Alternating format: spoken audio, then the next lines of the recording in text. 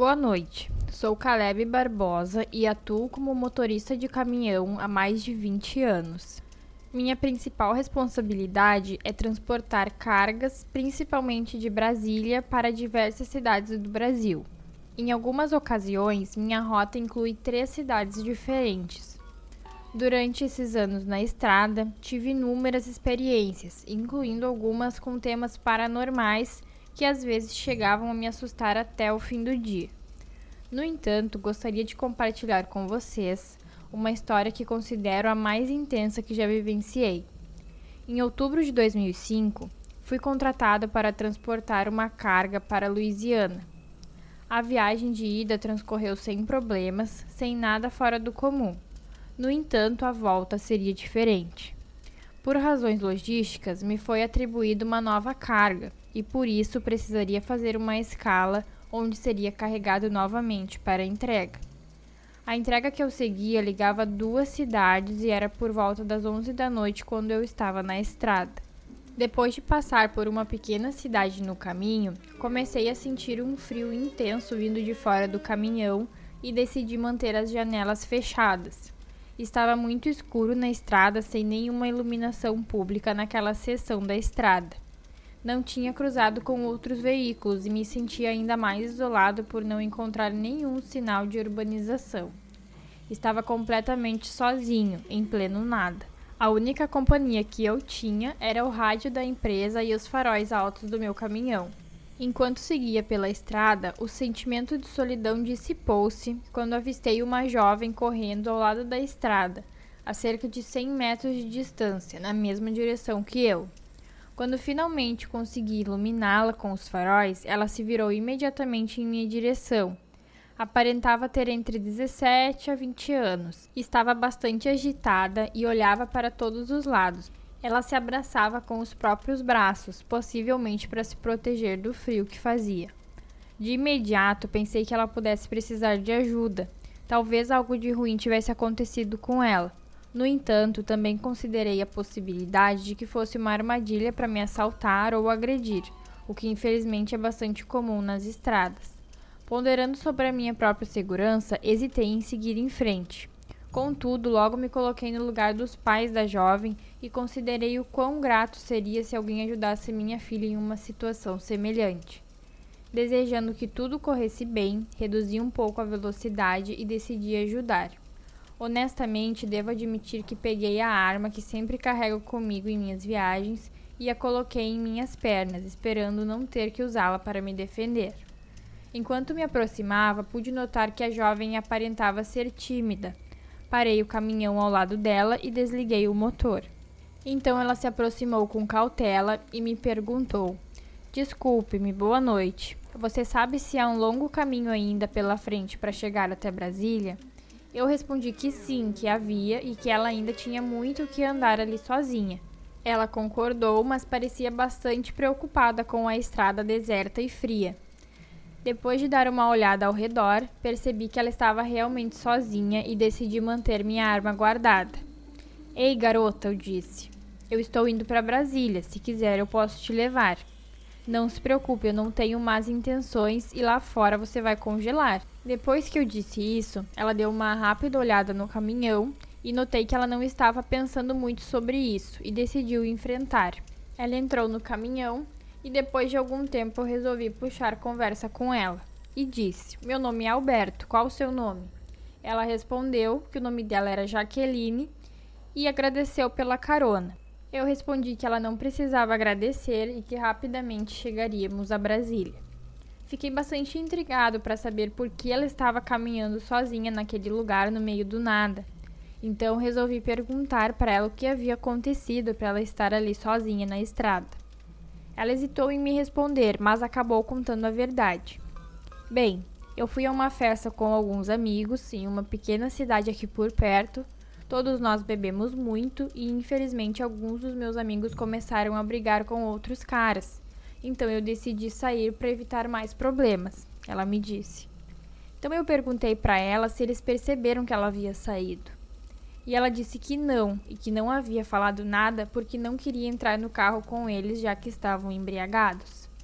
Então eu disse a ela que levaria até em casa, já que não era tão fora do meu caminho e não me causaria problemas. Nós só conversamos por alguns minutos, mas foi o suficiente para ela confiar em mim e me dar o seu endereço. Eu percebi que não era muito longe do local onde eu precisava entregar a minha carga.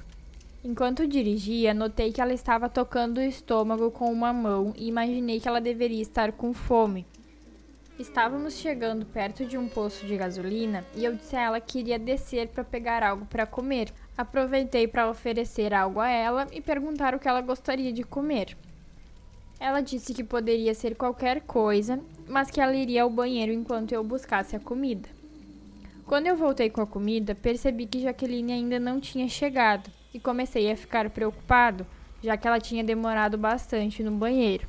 Então eu vi um funcionário do posto de gasolina próximo aos despachantes e fui até ele. Perguntei ao rapaz se ele havia visto uma garota com um vestido roxo saindo do banheiro. Expliquei que ela teria em torno de 18 anos.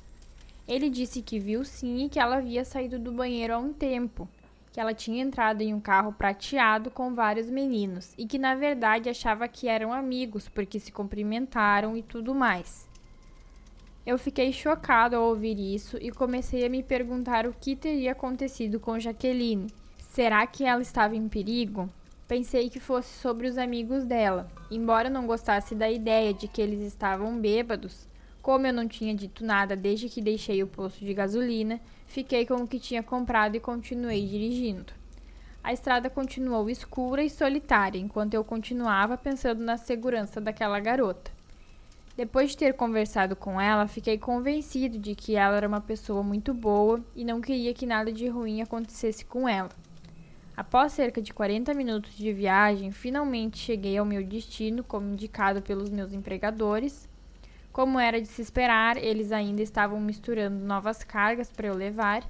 Enquanto esperava, pensei em ir até a área de descanso para dormir um pouco, mas decidi, em vez disso, tirar minhas dúvidas. Eu servi um café bem forte e saí para procurar um táxi. Pedi para me levar até o endereço que Jaqueline havia me dado. Quando cheguei à casa de Jaqueline, passou pela minha cabeça desistir da visita, afinal já era quase 1h da manhã. No entanto, como me importava com ela, decidi seguir em frente e bati na porta. Após alguns momentos, um homem na casa dos 50 anos se aproximou da janela e perguntou do que eu precisava. Me apresentei como Alberto e disse que tinha encontrado Jaqueline algumas horas antes na estrada e que ela me indicou que morava ali.